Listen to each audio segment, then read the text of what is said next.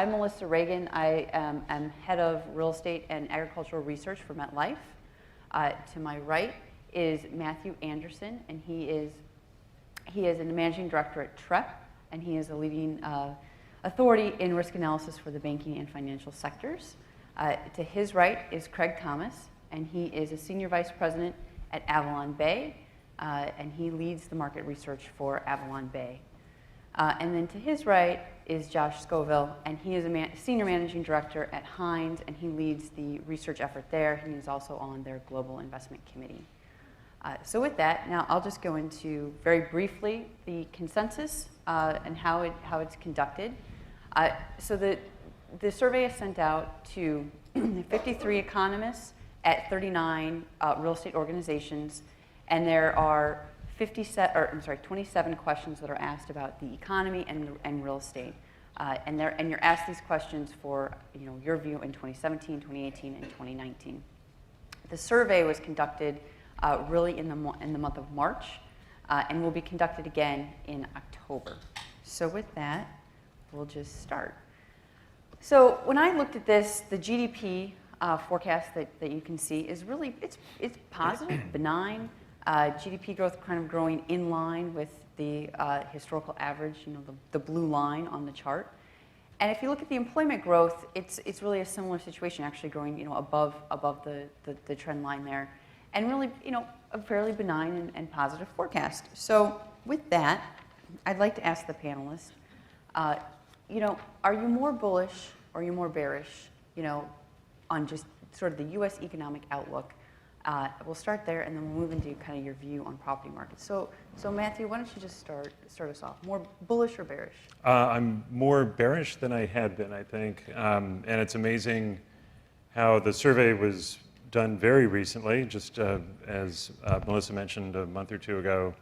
But a lot has happened in the meantime, and I'd say probably the main event that's happened is the lack of getting the Health Care Act passed, and so I think that has called into question the ability of the Trump administration to advance a whole host of items on that still are on their agenda policy-wise. So I think tax reform, all those things, they'll probably happen, but maybe over a more protracted time frame than had initially been envisioned. Great, thank you. Craig. Looking at this employment growth forecast, this is about where we are, I think. And I wouldn't characterize it our position as either bullish or bearish, or if anything, it's kind of bullish in the sense that, if we were going to re-accelerate job growth, where would the people come from? Where would the people come from? The job market has never been this tight. Job openings are at record highs. The weekly jobless claims are almost cartoonishly low. I mean, scary low. We're running out of folks. So this is a economy at full employment. I'd love it if it could run 3 million forever, but the people aren't there. I mean, labor force participation is low, but I mean, these folks have been out of the labor force for a while. I don't know if we want them to come back, but I'm kidding. We want them all to come back. We want them all to come back. But I just don't know that they are. I mean, we have aging boomers. We have folks that are making different decisions, and I think this is a long expansion, full employment. So that's pretty close to our forecast, but I'd call it bullish. Bullish, okay. Yeah, I think that's a little bit more bullish than I would agree with as well, and for some of the same reasons. I think unemployment is generally low, but unemployment in places like San Francisco or Seattle or Boston of college-educated employees is ridiculously low. It's in the 2 to 2.5% range. So it's tough to hire right now, and the cities that can attract millennials, like those places I mentioned, are at somewhat of an advantage. But in a place like San Francisco, where costs have gotten out of control, that out-migration has begun, and lower-cost cities like Austin or even Seattle or Portland are kind of winning at the expense of those higher-cost places. So I don't think job growth will be quite this strong. I think it'll be a little bit weaker. I think GDP growth could bounce if tax cuts were passed. I think kind of the policies as a whole will serve to amp up the amplitude of the cycle, right? So a little bit stronger near-term growth, but the expense perhaps of a stronger slowdown later. So what happens if the tax cuts, happen but are really delayed, call it to 2018? Does it change how you view, where the U.S. economy is going? Do you think it kind of just continues, going as it goes, or does it slow down a little bit, or what happens? I think it will change the shape. I think the tax cuts in particular, the corporate repatriation, which is kind of a bipartisan agreement there. There's some agreement there to get that done. That will juice growth whenever it does take effect, whether that's 2018 or 2019 or 2020. It will have, I think, a pretty big short-term impact that lasts maybe 18 months. That's a huge question. I'm trying to think of like a million different ways to unpack or come at tax reform. As we know from the real estate industry, tax reform can have a huge impact on real estate. All we have to do is go back to the changes in 1981 and then 1986. So those both spurred and then removed a lot of the incentives for investment and development. From what's been advanced so far, it doesn't look like anything too real estate specific, but aside from the 1031 exchanges, that could have a negative impact on real estate. Broadly speaking, I'd agree that what's been put forth so far is pretty general or hasn't been totally defined, but most likely, if anything like what's been put out there so far happens, it would have a big impact, and the repatriation of corporate money that's held offshore would certainly have a big impact on both GDP and hiring, at least in the short run. Now, that may not provide big long-term stimulus. I've heard some people refer to it as a sugar high that we may be facing. So maybe near-term, short positive impacts, but we'll see what happens longer term. Yeah, I mean, taxes would have to have a long-term impact, taxes would have to make the economy work more efficiently. And I'd point to GDP among other things. One of the cardinal, one of the things that will be remembered about this expansion is that our productivity has been very low. Why has it been this low? What has happened to the dynamics of private enterprise that we hire a person and we get one more widget out of it? We used to hire a person, we get 1.6 widgets out of it. So, I mean, if we can change up the tax code so businesses can make decisions that make more sense, that's a good thing. Otherwise, I still point to we're running out of people regardless. Unless they repatriate that money and bring it in $100 bills and put it in apartments, I'm somewhat ambivalent to the whole thing. Sure. Does when you think about the tax cuts and the timing in which they happen and it kind of boosting GDP growth, what's happened with everyone has looked to the healthcare bill, right? And now they're back at it again, and now we know it's dicey. I mean, the Republicans may not, be fully on board. We don't know until tomorrow, right? So how do you think about if they're not able to get healthcare reform passed, what do you think that means for getting taxes passed? Well, again, I think it shifts the timetable. It's shifted the timetable on everything out further than I think expectations had been.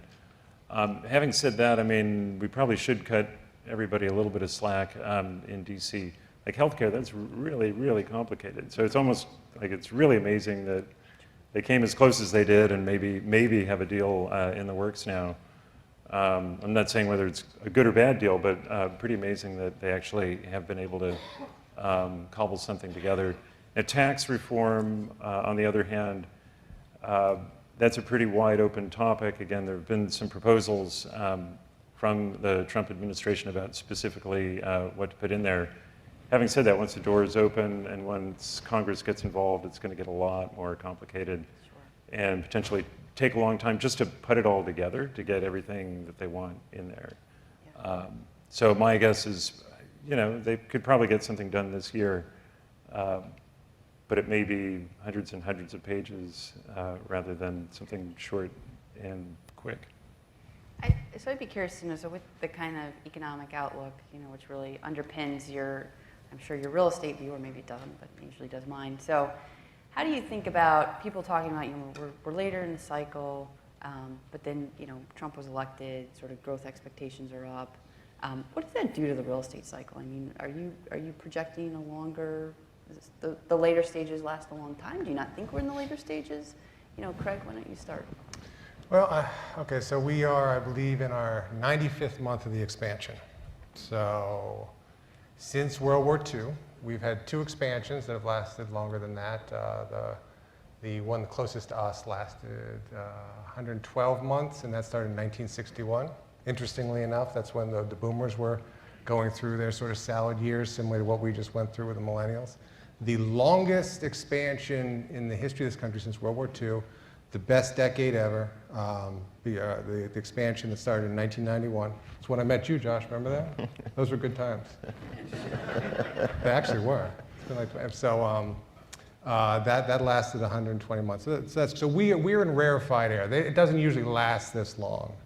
But one of the interesting things about this cycle is that it's been a slow burn. We just haven't been creating jobs nearly at the pace that we did in the 90s or the 60s. It just hasn't happened. And as a result, you don't have the inflationary pressures yet. You don't have the the speculation, the imbalances in inventories and debt. Everything's sort of conservative right now. And to some degree, I think all this policy uncertainty keeps people from taking aggressive risk-taking, type things that eventually lead to overinvestment and then eventually disinvestment, which is recession. So it's really interesting. My esteemed leader, Tim Naughton, is fond of saying that expansions don't die of old age.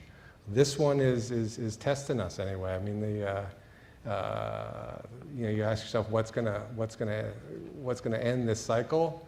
Ennui, lack of interest, people getting sick of doing whatever they're doing, downloading apps.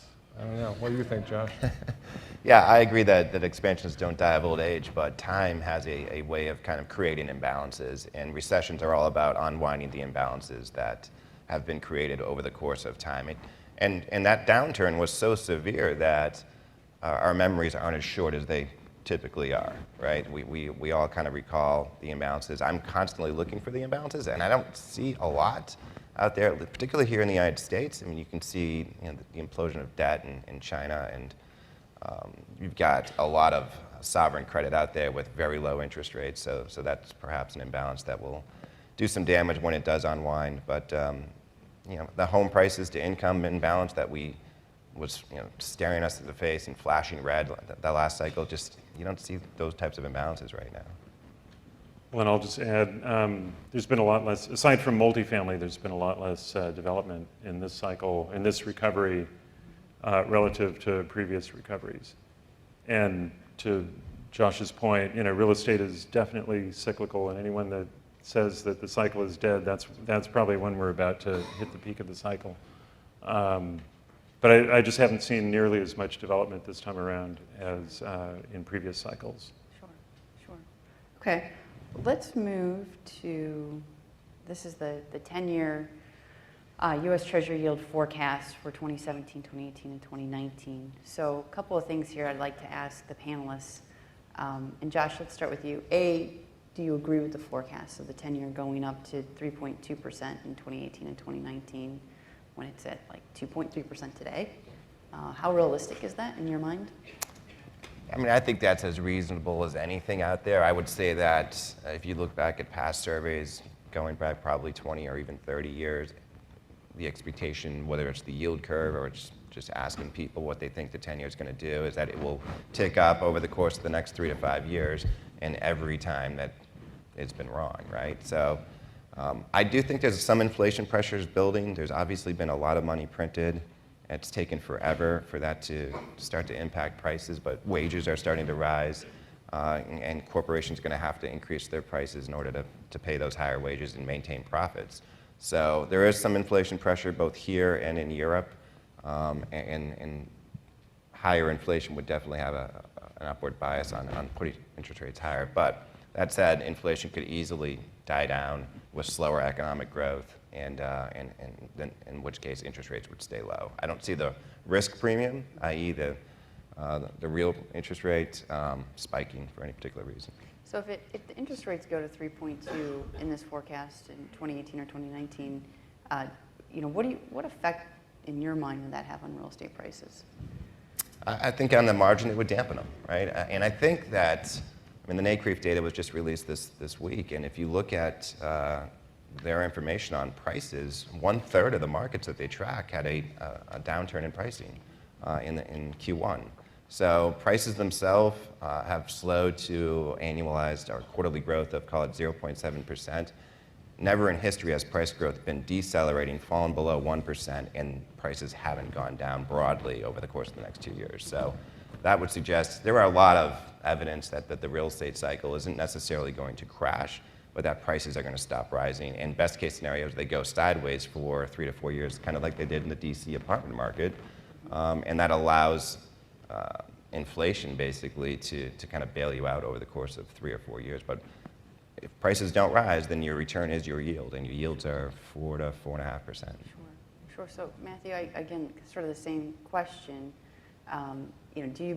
Do you buy the Treasury? The 10-year goes to 3.2 in 2018 and 2019, and if you do, what does that mean in your mind for real estate prices? I think it's entirely possible that rates could rise that much.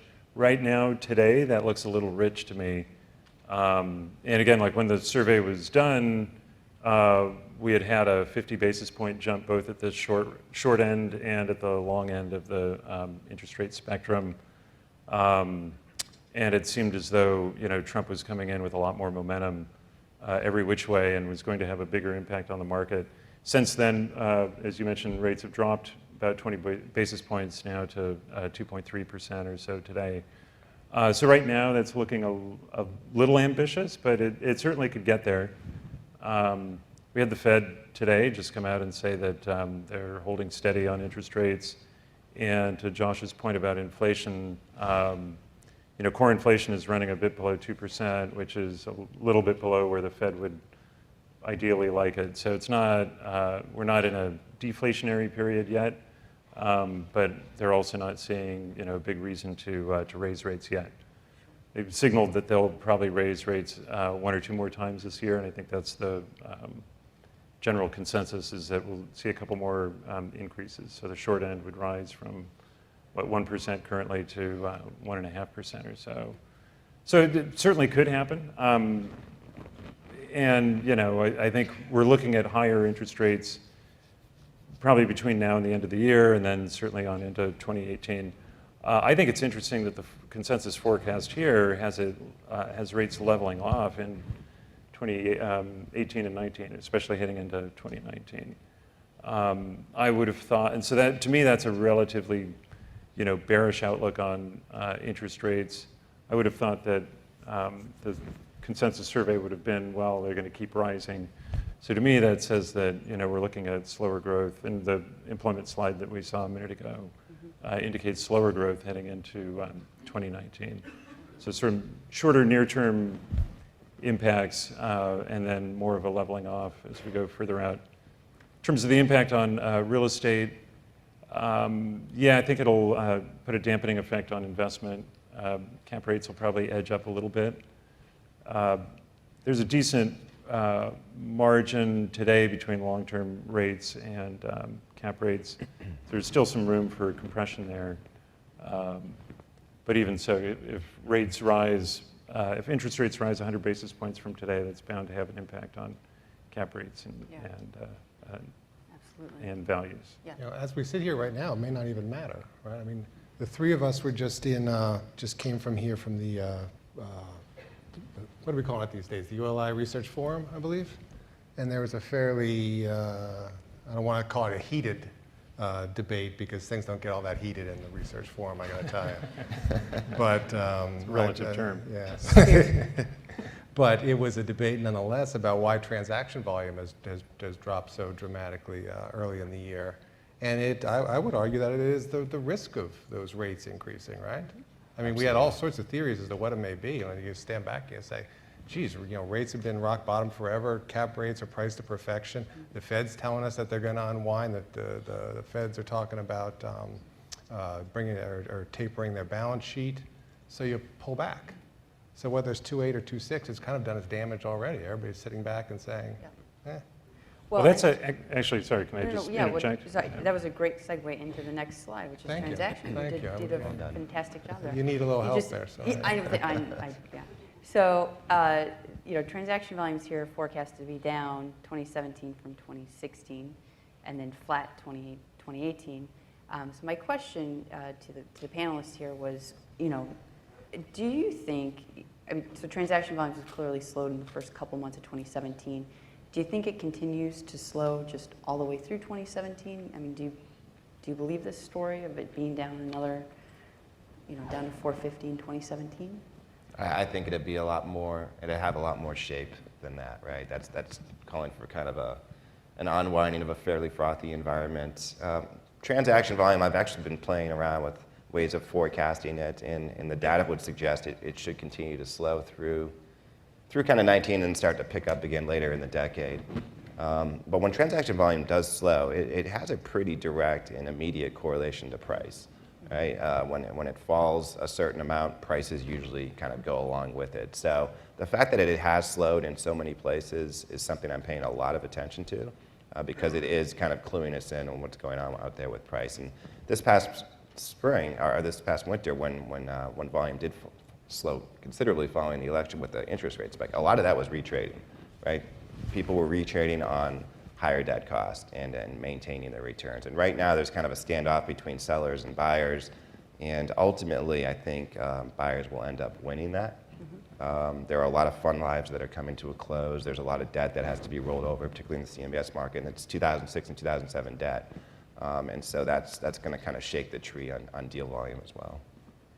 What's your view on foreign capital inflows, 2017, 2018, 2019? I mean, they were pretty elevated in 2015, came off a little bit in 2016. Matt, why don't you start with you? What's your view on that? Well, we tend to focus a lot on the debt markets, and the Germans had been, big players in the debt markets, at least as foreign investors and foreign sources of capital go. They had, of course, tapered off when they hit some a bumpy ride back home. They've come back more recently, at the same time that China, which had gone from nothing to actually the single biggest player out there in the market, they seem to have tapered off recently. So they're still active, but they're not growing. They're just pretty much replacing what they have out there right now. I don't know. You guys probably Chinese have capital controls are definitely very real. We just got back from a tour of Asia, and it's a legitimate thing. State-owned Chinese enterprises based in the mainland have a limited ability to put out large chunks of money into U.S. real estate, and that's very different from 2 years ago. So that's having an impact. Middle Eastern capital has slowed way down as well with oil prices being off. Europe's relative attractiveness compared to the United States has increased. So there was a gap there where the U.S. was kind of the Chinese diamond, and so that attracted a lot of capital, but that's no longer the case. Europe's economic growth has picked up once the French and German elections are kind of out of the way, and that margin will shrink even further. So the relative attractiveness of Europe, I think, is pulling some capital away from the United States as well. And Craig, what are you seeing in the apartment market in terms of foreign capital being, interested in that space? Well, I mean, we're not in the private equity space. We're public, very liquid. I don't know that I have much of opinion other than what Josh would say, and I reiterate it in a different way. I mean, it's a wonderful thing when foreign equity or debt money, for that matter, wants to come in and participate in our markets. From the vantage point of being an economist and looking at what makes our economy healthy, the global economy healthy, there's a part of me that would love to see there be better uses for foreign capital than, putting it into U.S. real estate, and that includes reinvesting in infrastructure and growth and seeing consumption abroad and getting Europe back on its feet. And just, the last few years of ups and downs and somewhat disappointing trends in the economy had so much to do with the bottom falling out of all the commodities, the building commodities, the production commodities, and just leveling big economies like Russia and Brazil, but also, much of the rest of the developing world.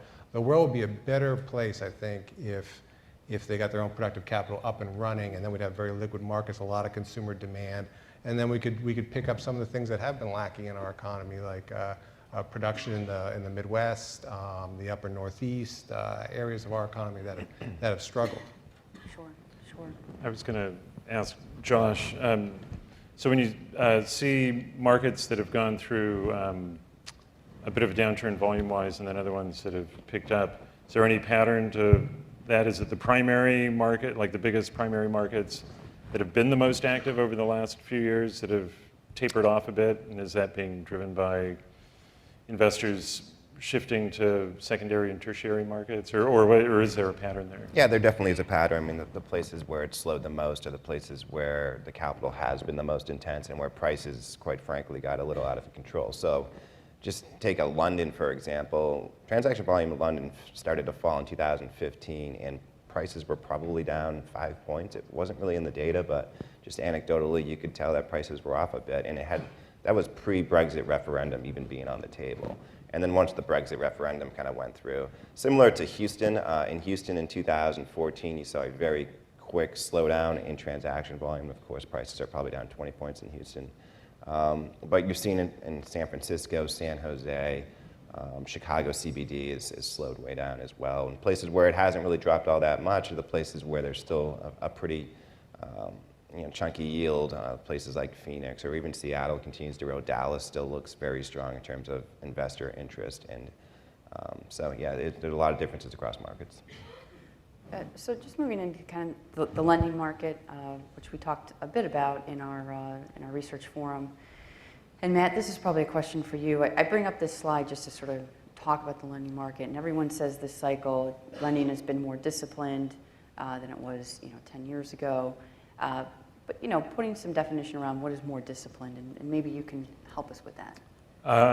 Sure, and this is definitely near and dear to our heart. The CMBS volume is something that we pay a lot of attention to. This forecast here is, we hope it is no lower than these numbers. We hope it's actually a bit bigger than these numbers here.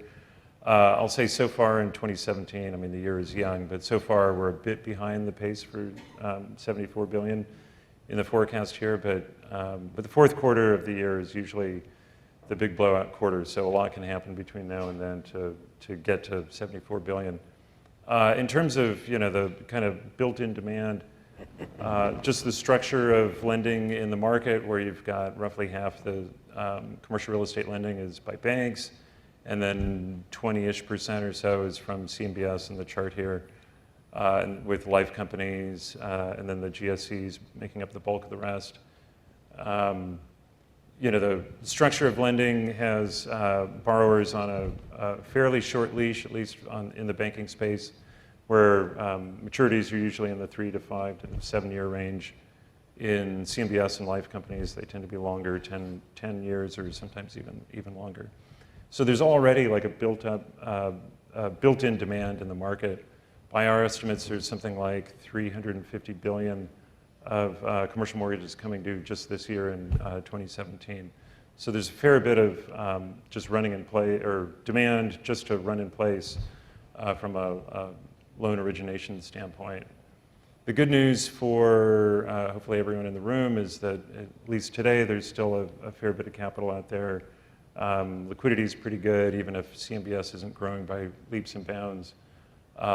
Whatever slack there may be in the CMBS market is more than being made up right now by banks and life companies and the GSEs.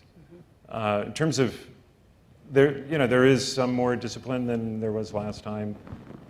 You can see the big to the left side of the chart, the huge years in 2006 and 7 in particular. Lenders are, they've inched up a bit on LTV ratios, but they've more or less held the line from an underwriting standpoint. And actually the Fed does this survey 3 or 4 times a year of senior lending officers, and actually the most recent one that just came out a couple months ago actually indicated for the first time since the prior cycle, the first time that the survey indicates that lenders are tightening the screws a little bit. Not in a huge way, but a little bit.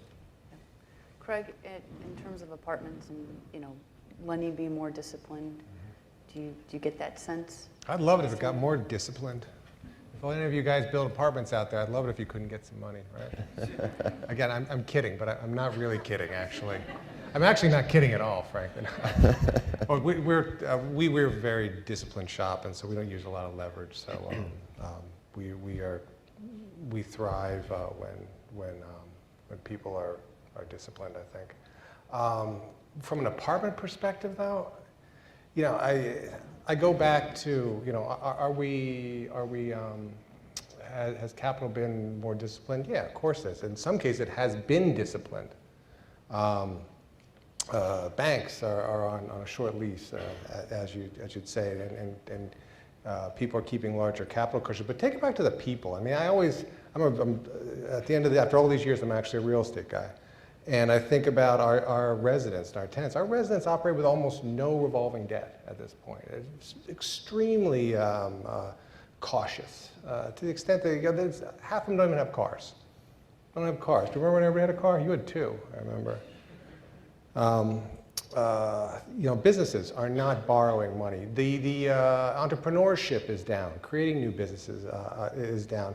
A lot of that has impacts on the pace of the economy, and certainly that's one of the issues that is holding back productivity. If we're not taking risks and out there investing, then that slows down the economy. If it slows down the economy, it slows down people hitting their milestones, forming households, spending money, renting apartments, whatever it is, and that includes operating office space, going out in retail spending, filling hotel rooms, and the like. You know, one of the hopes, I think one of the reasons why the economy and confidence, and certainly the small business owners' confidence popped in the this last election, was this whole notion of now the world's going to be more business friendly, and profit generation is not going to be a dirty word, and finally a business person is in the White House. Now, I don't know where it's going to go or whether any of those warm feelings are going to continue, but that would have been nice had it, or will be nice if it does continue, in the extent that people would not be as cautious and take down debt and invest and, you know, make ULI great again, right? I was recently talking to a national broker and talking about who is winning the deals. Are they utilizing more aggressive rent growth than the rest of us? Because one of the things that's causing transaction volume to slow is rent growth has slowed, right? So when it was accelerating, it was going from 3% to 5% to 7%. You could underwrite kind of a continuation of the acceleration or even just a mild slowdown, and you'd feel comfortable with that. As rent growth has gone from 7 to 5 to 3 to 1, you know, buyers are sitting there saying, well, I've got to stick in zeros, right, to be realistic about the next couple of years, and maybe I'll get some lift beyond that. And so that's causing transaction volume to slow. But talking to this broker, you know, are they using more aggressive rent growth? He said, no, the folks that are winning the deals today, and this is a little scary, this is the first time I'd heard this cycle, are using 80 to 90% leverage. And I was really taken aback by that. And I've seen that a little bit in places like Germany, but I hadn't seen that, you know, over here all that often yet. And that would signal kind of danger ahead. Yeah, I just wanted to add, we deal with a lot of banks, big and small, and the bank regulators have tried to put the brakes on the lending in the commercial real estate market. So there's guidance that came out on commercial real estate concentrations that came out back actually in 2006, a bit late to stave off what happened last time. But there's guidance that they have out there. So when when a bank has a certain percentage of their portfolio in commercial real estate loans, then they get much tighter scrutiny from the regulators. So that guidance has been out there for a while, but they reiterated the same guidance with a few tweaks in 2015, the end of 2015, definitely with the goal of putting the brakes on the market. So far, it took a little while for that to kick in. Through sort of mid-2016, it looked like everything was still charging along. Since then, in the second half of 2016, and then even into the early part of 2017, it looks like there's still growth, but it looks like the pace of growth has tapered off in bank lending. And the logical conclusion from our end is that the pressure from the regulators is having an impact. Now, of course, the concern among some of our bigger bank clients is that maybe the regulators may be going too far, and by slowing things down, they don't want to shift everything into negative territory, because then that could obviously create future problems. Yeah, So. sure. Absolutely. All right, well, I'm going to skip over this one only because I want to get into talking about the property types, because we're actually running a little short on time at this point. So warehouses have been one of the strongest performers this cycle. Rent growth has been well above its historical average. Returns have been very good. So question for the panelists, A, do you think it'll continue? And B, what would disrupt sort of its strong performance? So Josh, let's start with you. Sure, it's got a great, compelling e-commerce story, and that's driving a lot of capital markets enthusiasm. Rent growth is showing that that's legitimate, but it's an easy product to build. I think the lines are really getting blurred between what's industrial and what's retail, and could retail become kind of a last mile distribution industrial type product as retailers go defunct? Maybe that's one way to repurpose that real estate. So it's easy to build, and retail is nothing more than industrial with a nice facade, right? So they are very, very similar product types, and I just don't expect rent growth to kind of stay where it's been over the last couple of years. I just don't see how that's feasible when it's so easy to put up new industrial product. Sure. So what do you think could disrupt? E-commerce has been a big driver, demand. What could disrupt that and throw it off? And anyone can answer that question. Well, to take a step into the future, there's a lot of speculation around the impact of autonomous vehicles, and I've heard some folks advancing the idea that, well, actually, when it comes down to it, actually a car or vehicle is real estate. It just happens to be mobile real estate. So speculation that could have an impact on the logistics industry in a big way, and have a net negative impact on demand for warehouse space, because then all your inventory could be in your vehicle, whatever it is that's moving around. I think the one potential drawback to that idea is, if you think of Amazon that's trying to get goods out to people as quickly as possible, pretty inefficient to have that running around in a car all day long. So really, you only want it mobile to the extent that it needs to be. So I'm not as on board with that idea that, like, essentially all the autonomous vehicles will be the warehouses of the future, but they could have an impact. Yeah, sure. Josh, in your mind, what could disrupt? Yeah, I mean, the so demand? anytime you're getting into technology, change is what could disrupt it. And Amazon's been floating about kind of the ideas of large floating warehouses where the drones just kind of that hover above cities, and the drones just come out and right and attack us and enslave us forever. And it's not something that's way off in the future. That I hope it is. It could be closer than you think. So It could be right outside. Yeah. So just disruptions of that Yeah. nature would threaten it. I've got a better disruption. What would that? It's going to blow your mind. Has nothing to do with technology. And this would go with industrial and retail in the same way. We've all been watching the news and the anecdotes about retailers, shutting down, and there's a technology story to it. Maybe there's an economic story. I don't know, but there's that. There's the wages acting funny. There's something going on where whatever was kind of steady state trend for the last, let's call it 7 years or so, feels like it's changing now. And I'd throw out demographics, and then let me tell you why. Depending on how you define when the millennials start and end, the way that we calculate it anyway is the average millennial today is 31 years old. So they're 31 years old, and their parents are what's the average baby boomer these days? It's something like 63 or something like that, getting close to there.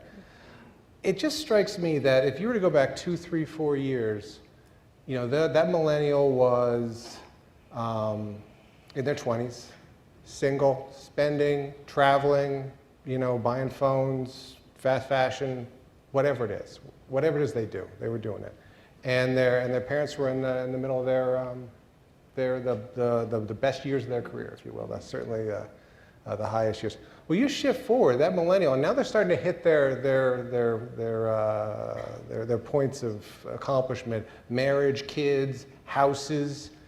Could we be seeing a dramatic change in the way people are spending money or where they're going to? Instead, if you're not sitting there at home hitting your Amazon phone buying this or that or the other thing, and instead you're buying grass seed and saving up for a down payment and watching your kid learn how to walk and all that sort of thing, and meanwhile your parents are retiring, could that weird demographic barbell that we've created be shifting in such a way that it's going to disrupt what had seemed to be a never-ending kind of e-commerce up trend? Just throwing it out there. It's a disruptor. It's not a baseline, it's just a disruptor. Potential. I've heard that, so to your point, that millennial, you get married, you have children, and so your spending shifts from, you're traveling the world or whatever, as you said they were doing, or they were on their phone, to I got to go to Target and I don't know, I have to furnish my house, right? So the spending sort of shifts back to Target and those kinds of more stuff type things. But yes, that's phone sales dropped across the board from what I gather this quarter. Yeah. Is there suddenly a case where staring at this thing isn't the most important thing, in the whole world?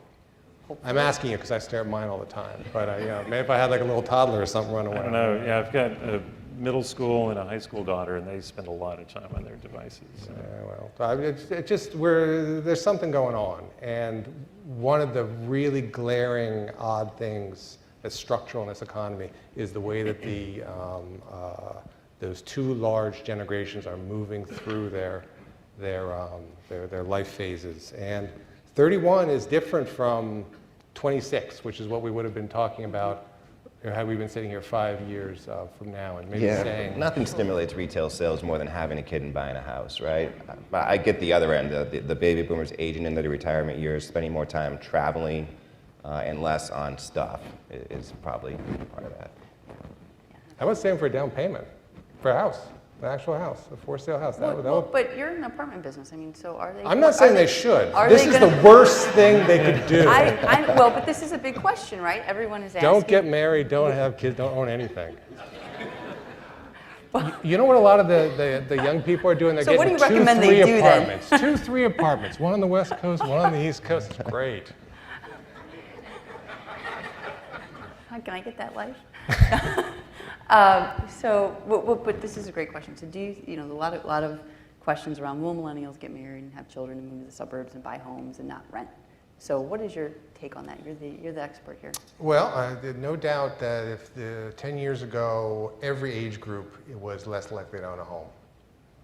And that's still the case. But every year you get older, particularly in your 30s, you are more likely to own a home. So even with those down trends, just the aging of the baby boomers moving through those higher home ownership brackets is going to have an impact. And I would say that it has. So it's going to be a situation where there's always apartments, and there's always needs to rent apartments. You graduate school and you form a household, and first you have a roommate or 2 roommates, then you make enough money that you then get your own apartments, and you move to a new city, and you don't know where you want to live first, so you rent for a while. Or there's a million reasons why we have always rented apartments through the modern history of the United States, and there will continue to be. But the one thing that it probably does necessitate is a healthy, free-flowing economy where people start businesses, end businesses, transfer, move, get married, have kids, travel around, all that good stuff. So, this whole notion that because millennials are not 20 years old anymore, we're not going to need thoughtful, the kinds of properties and communities that we all build here at ULI and we work on, that we're not going to need more and more of those. And every aspect of it will take retail and rental housing and maybe some for sale housing and even office, go figure. So, which moves into the next slide on office, and be curious to get the panelists' opinion.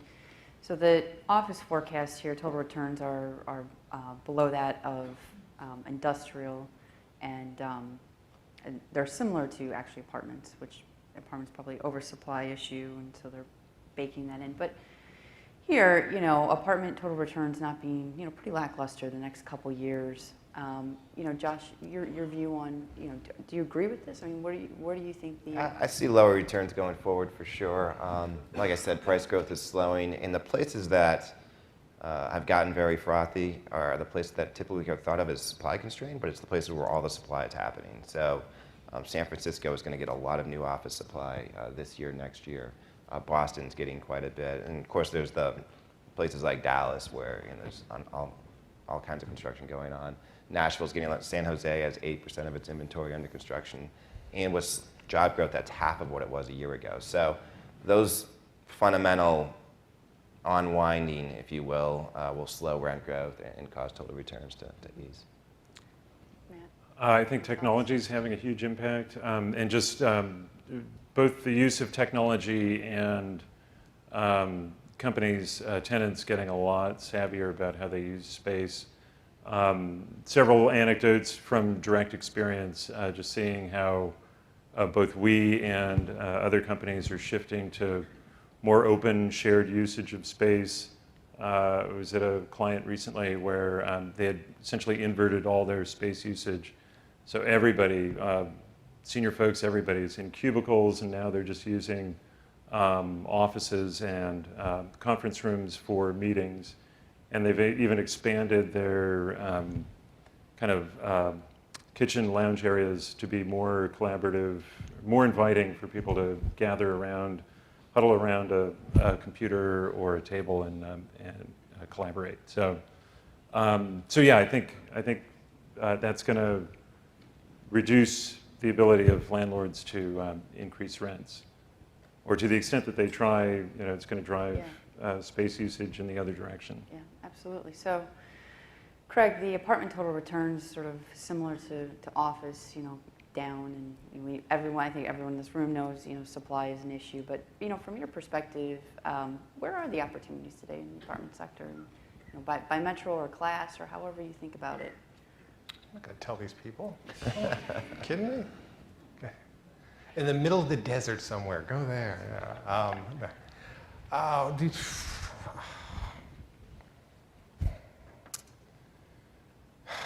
Yeah. Absent falling home ownership rates and a unique generational demographic, perfect storm where a bunch of millennials, are creating households at the same time that people aren't buying homes and all that. That was a special time, I think. And we've seen special times now and again. That's a special. Look at the returns. That's above long run trend. That's above long run trend. What this forecast shows is something, return to normal. So what do mixed use and apartment developers do in normal times? And I'd go right back to it. There is no overabundance of well-planned mixed use and walkable and transit oriented and all those communities that we all work on all around. There is a plethora of disorganized, poorly planned communities that don't allow people to thrive and don't allow folks to reach their potential. And so I'd say a good apartment developer works with partners all through the folks sitting out here and that we're going to meet for the next day or so, and take a look at the communities that are out there, things that were developed in the 50s and 60s when the transportation infrastructure was different and the avocations were different and the technology was different, and we reimagine them and we recreate livable, workable, pleasant spaces that will do just fine in this environment. That's where the opportunity is. At the end of the day, real estate people are placemakers or value creators. They're not takers. We aren't trading sardines. We're eating sardines, as who used to say that? Joe Azra used to say. I have no idea what that means, but it just sounded good. Okay. Well, I want to just make sure. Does the audience have any questions? The question was, there's been so much money out there, the money relative to the size of the economy is very high, right? It would suggest an economy that should be much bigger. But it is the velocity of money, as you know, having looked at that continues to be at record lows and continues to drop. And it's something I keep an eye on just because it does have a high correlation to inflation. And I'm still not completely out of the park of we can print all this money and not have a bout of inflation. The last time the Fed was this aggressive, so Operation Twist was something that the Fed dusted off from the 60s. And so there was obviously a lot of stimulus going on in the 60s, and it took a decade, but then we had a huge bout of inflation. Now, some of that was energy related, but there was just general overall higher inflation. There's a lot of talk these days about how much dry powder there is out there. I mean, Blackstone has $30 billion themselves, and dry powder is at an all-time high, and so that should be supportive of higher real estate prices. But I look back over the time series, and the last time dry powder hit a previous record was 2009. So the fact that there's dry powder doesn't necessarily mean that real estate prices won't adjust as needed. Yeah, I don't have too much to add. I think the velocity of money has really increased, and that's probably diluted the impact of money, kind of the direct linkage between money supply and the size of the economy. Just to reiterate, the question was just looking at the consensus forecast, it does seem to just show this listless sort of slow growth thing that's out there. And that dovetails with the fact that productivity has been poor, labor force participation rate's been low, new business creation has been disappointing this cycle, and it makes one wonder, what can we do to make America more dynamic in terms of job creation, business creation, and we've been trying to just goose up the economy with monetary policy, and because things have been at loggerheads in Congress and whatever, there hasn't been much fiscal policy as well. Would that be a pretty good thing? Well, it's a good start. Well, I hear what you're saying. That's what I want to say. No, you kind of did. I have 2 points. One is I do, if you were to go back 20 years ago, ignoring demographics and say, why did the economy grow much more quickly than it was then? 20 years may not be. 20 years is about right. Why was it? But what was going on 20 years ago? We had welfare reform that brought a lot of additional people into the workforce, and we generally had a very pro-business, pro-entrepreneur, honor the work, reward, the profit motive, free markets, free to global trade, very private sector oriented viewpoint on the world. And from an economist who grew up in, I don't know, I probably took my first economics text I read was The Worldly Philosophers in 1986. And from there on right through to the 90s, I am absolutely steeped in neoclassical economics, which is, bows down to the Marshallian cross, supply, demand, and speaks to the ability of markets to solve problems and to create supply where there's demand and to disincent things that are not desired or an over demand. That speaks to the core of my belief as an economist. So I agree with you that if we were to free entrepreneurial spirit and do things like roll back the regulatory burden to the extent that it was overzealous, I would agree with you there. I mean, that didn't used to be controversial, but from Adam Smith to my mouth to your ears, sir. Now, as to this forecast, though, and I know a good number of the people who participate in this, not only is it sort of a reflection of a sort of a steady state growth scenario, it's also just an absolute acknowledgement that this has been a very long cycle. This is a long cycle, and we invest in long-lived assets. I was recently speaking with some investors, and we really were talking about the concept of monetizing some assets this cycle or waiting until next cycle. That's the thinking. At some point, we have to. We're going to be on borrowed time. There's no magic number that says an expansion ends on this date.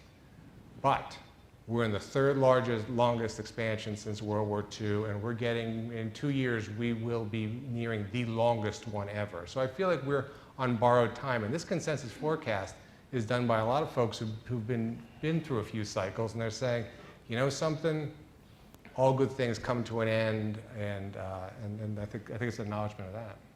Excellent. If you could run through some of the top markets in the U.S., what product and what market do you like, what product and what market do you not like? That's John, all. do you want to start? Yeah, which markets in the United States do we like and which do we not like? And which products? Sure. Well, we're increasingly active in industrial, so we definitely buy into that story. Finding deals of size is not easy in the industrial market, so it's been slow to roll out, but that's definitely happening. I would say we're more active in secondary markets than primary markets in terms of tactical investment decisions, i.e. something we're going to monetize over the course of the next 5 years.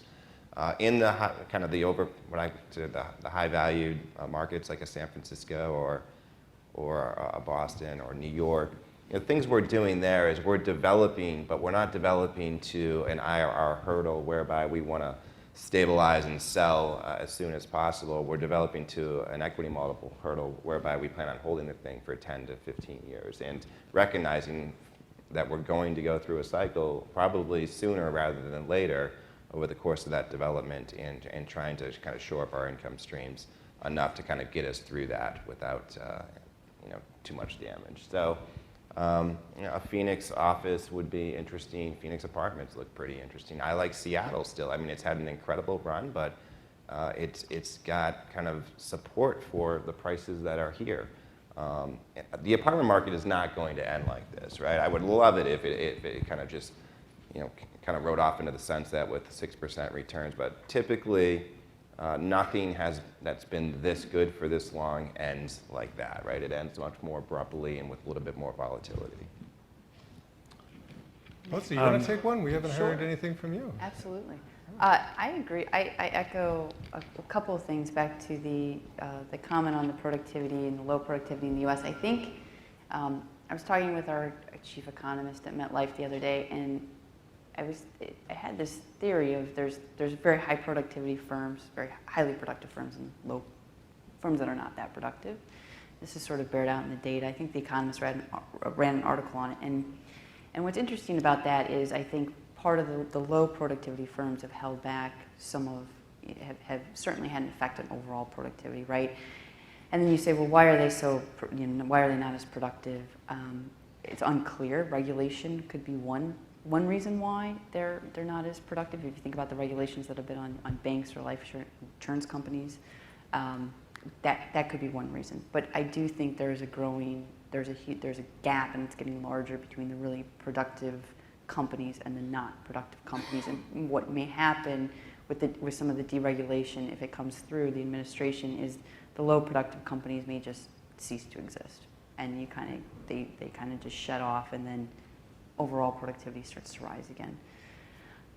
In terms of markets, I agree with the Phoenix comment, and particularly downtown Phoenix. I think there's interesting new developments happening there that were not, like, no one cared about Phoenix 5 years ago, and 10 years ago it was in the midst of a housing boom and then bust. I think that's really interesting. I think places like Pittsburgh are interesting, and I say that only because they do have a little bit of technology, starting to bubble up there. Population growth doesn't look great there, so you kind of get whacked on that. But to the extent that metros like that or Salt Lake City start to see more tech come in, even if it is back office at this point, the future there could look very bright in some of those smaller metros that I think people, have dismissed for a long time as institutional investors. I was just going to add the two big themes probably in the debt markets. One would be multifamily and how there are a lot of concerns that there's been overinvestment, overdevelopment in multifamily. For lenders for the last 10 years almost, that's been the kind of no-brainer product to go to, and lenders have lost a lot less money there than in other areas of commercial real estate lending. So that would be the one potential kind of scary area that doesn't get as much focus. The one that's getting a lot of focus right now is retail. We talked about some of the big retailers that have been shutting down. And there are players in the debt markets that are trying to use CMBS, for example, to short retail. So hedge funds have stepped in and done some of that. It's kind of tricky to do, but there have been efforts to do that. At the same time, I just had breakfast this morning with a bank lender who said retail is their favorite thing and they can't do enough of it.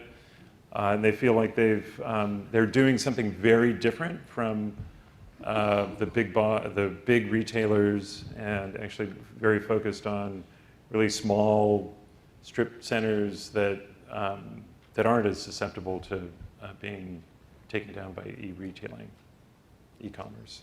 So, Well, thank you. We're out of time right now, but thank you. Thank all the panelists.